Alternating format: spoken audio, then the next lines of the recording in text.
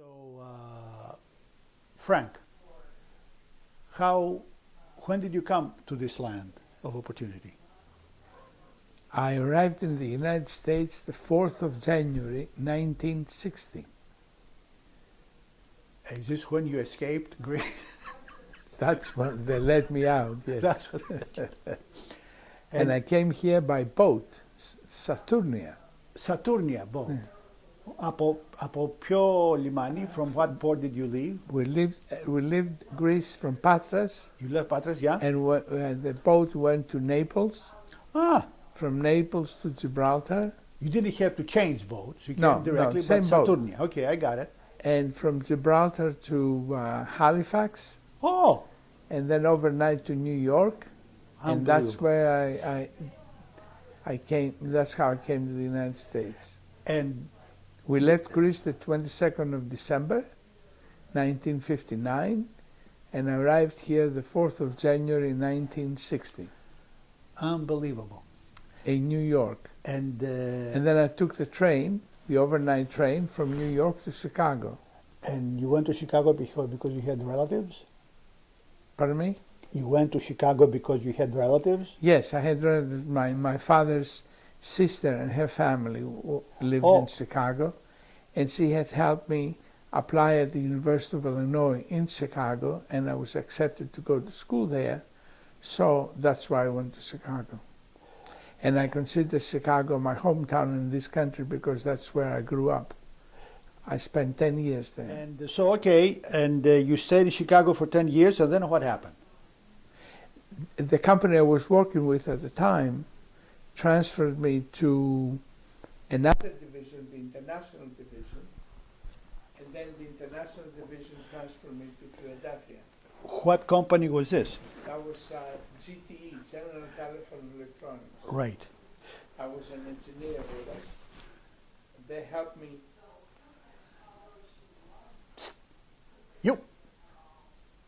They helped me get my MBA degree. They paid for it. Ah, nice. And after I got my MBA degree, the company transferred me from their local engineering division to the international branch of the company. And then the international branch transferred me to Philadelphia. Now, Stayed in Philadelphia for 2 years, and then they transferred me to the Boston area. oh, So I've been in Boston since May of 1971. and And in May of 1971, I had to rent a place to stay, so I rented the room in the house that I recently purchased. σήκωσε αυτό, είχα το φάει αυτή. Εντάξει, It's not connected. το έφαγε. Then, Βέβαια. Janet? Janet? The cat broke the microphone. She ate the cable. Hello? Yes. Yes. Unbelievable, Frank. In 2 seconds. In 2 seconds. Look at that. yeah, I have the other end. Okay. Well, So if we do it without a microphone, will that help or not? it's still registering, so Okay. yeah, okay. Go ahead. And so when I came to the Boston area, actually we transferred to the Boston area in March of '71. But I lived for two months or 3 months. I lived at the Marriott Hotel here in Newton, and then I moved into my permanent apartment, which was a room in the house where I now reside. Oh, So I moved in there as a roommate. There were 2 other guys, and there were 3 of us occupying the house. And then as soon as I moved in, the owner of the house, who had lived here with the Air Force, and he was working at the Air Force base, and then when the assignment went back to Kansas City where they were from, and then he kept the house or was renting it, and then he decided he would sell the house so he can buy another one in Kansas City. So I bought the house from him in November of '71, and I've been in that house since. How big was the house then? It was a good size bungalow. In other words, one-story house with 3 bedrooms, living room, dining room, big kitchen, and a full basement. And we lived there, and then in 1987, we started the process of designing the new house. And we first built the garage in the new house because the previous house had no garage. So Marinette, the kids and I moved into the garage. We lived upstairs, Oh, and the garage downstairs was our living room. And then we built the house, and we moved into the completed house Christmas Eve of '89. So it took about from April through December to have the house built. And we've been there since, and we've been very happy and with the house. And Lexington had a lot to offer for the kids to grow up. It was a good community to raise kids. A lot of activities for children, from t-ball to baseball to soccer to football to lacrosse to whatever. An excellent school system, and then the kids graduated from the Lexington school system and went on to colleges and everything. So we've been in the house since I've been in the house since May of '71, and I bought the house in November of '71. When I arrived in Chicago, my English was very, very basic. Good morning, good night, and stuff like that.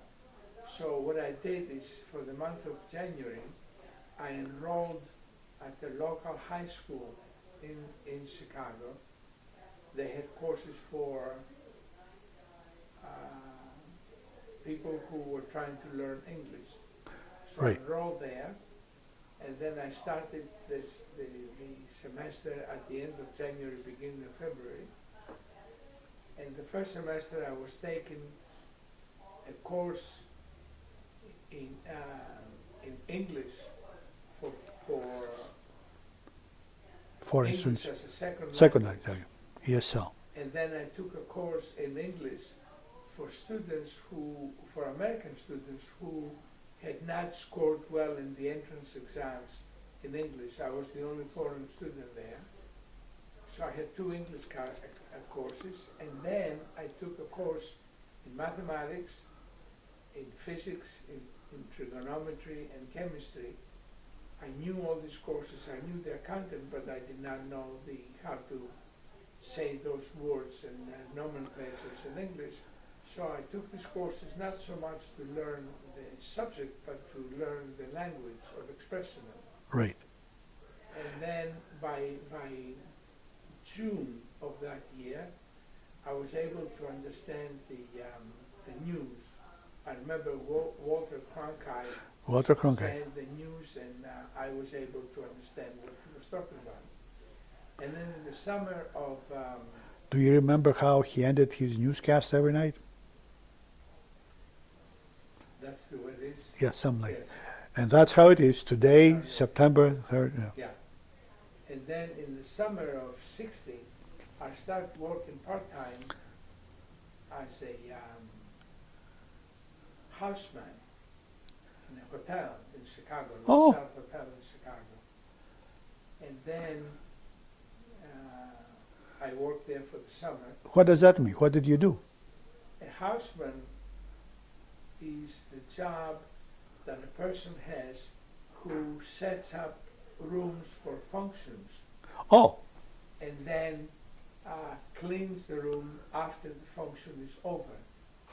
So our job, for instance, if the function was a dinner party, our job was to go and clean the room, set up the tables and the chairs, and anything that was required, maybe a dance floor or whatever.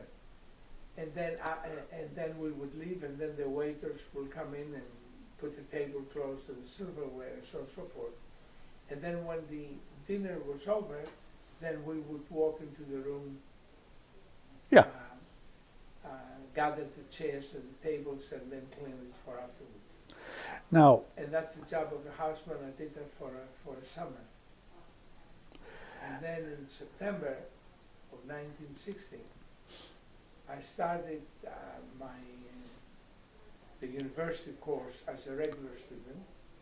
And then which university was this? University of Illinois.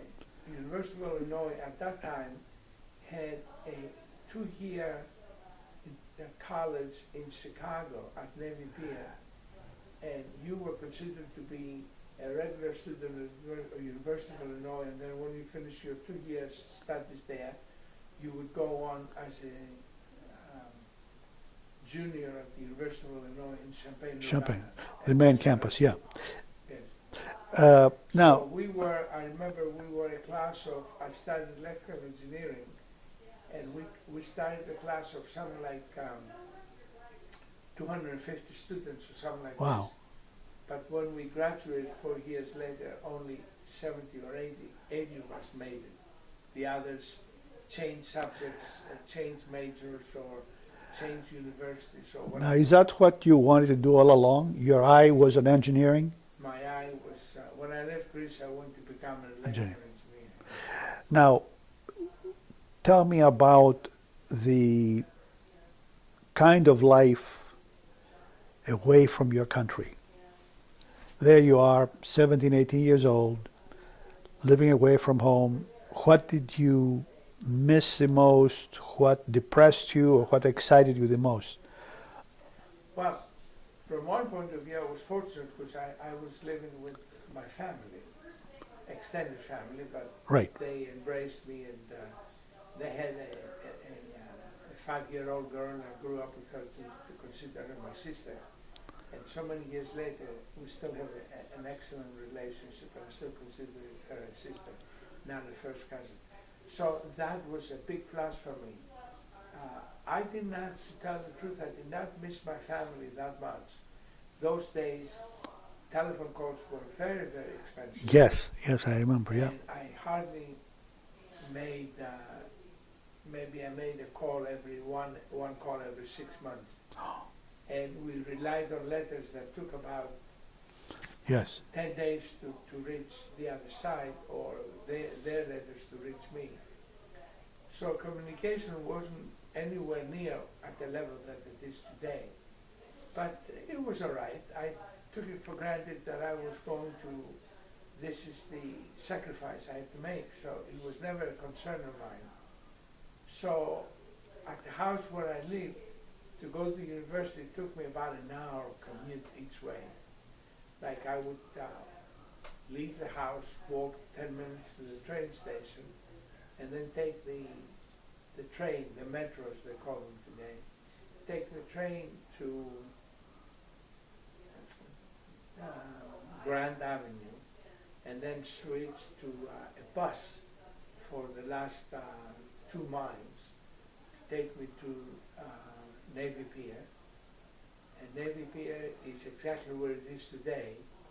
Those days, as you're facing Navy Pier, the University of Illinois had the left leg.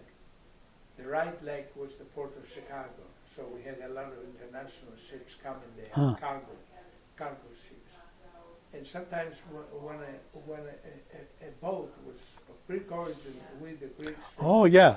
University of Illinois, we would just cross the pathway to go and visit them. So it was a lot of fun. Yeah. So I've made good friends there, and I still have close relationships with most of the people that I met there. Most of them are Greek, but they were Greek themselves. But I also had non-Greek friends, so it was a good experience for me. So what do you remember missing the most from my family. from your life in Greece? Not much. The reason is that when I came here, I was under the impression that I would come here and when I finished my studies in 4 or 5 years, I would just return home. Exactly, yes. So in my mind, I was just a student in a foreign country. And obviously I missed my mother and my father and my brothers and my grandmother, but not to the extent that I was desperate or anything like that. Right. I just missed them because they were not around me.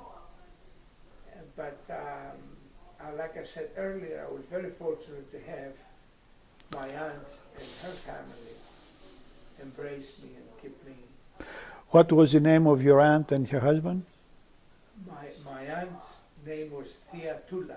Thea Tula, yeah. Which is a short name of Dimitra, Dimitrula. Mm-hmm. And my uncle's name was George, Uncle George. And their daughter, her name is Madeline. Yes. So Madeline and I grew up very close together, and we still maintain this closeness now that I'm 77 now and she's 65. So we're talking about a long life. Okay, we're up in Lexington and the new house, etc., etc. When did you discover St. Nicholas? Like I said earlier, The church, not the saint. yes. Yes. I came here in May of 71. By the time I settled into the house and everything, it was summer of 71. And I think I started I wasn't a church goer. I would go to church once in a while, so I started going there in the fall of 71. And I liked the people, I liked the fact that it was a small community. It was very near the house. Not walking distance, but it's less than 3 miles. And it was the church of the neighborhood, as far as I'm concerned. So I started going to church, and at the beginning I wasn't aware that you have to be a parishioner, in other words, a paying member. Because those days we did not have stewardship, we had membership. Right. And I just was not aware that you had to be a member of the church. So I think I became a member a year or 2 afterwards. And I've been going to that church ever since. That's where I got married. That's where we baptized Jared. Leah was baptized in Cairo, in Egypt. We baptized her at St. Catherine's Monastery in the Sinai. And that's why her middle name is Catherine, for St. Catherine. We don't have any Catherines in our family. She's the first Catherine. And at the time, I was working for Arthur D. Little, and I sold this multi-million-dollar project in Egypt. So we had at the time that I became a member, it was Father Stylianopoulos. And he was a good man. He's the one who presided in my wedding and also at Jared's baptismal. And I think he left the church in the late 70s. Right. But he's still living. Oh yeah. He just left St. Nicholas. He went on to, at the time he was also professor at Hellenic College.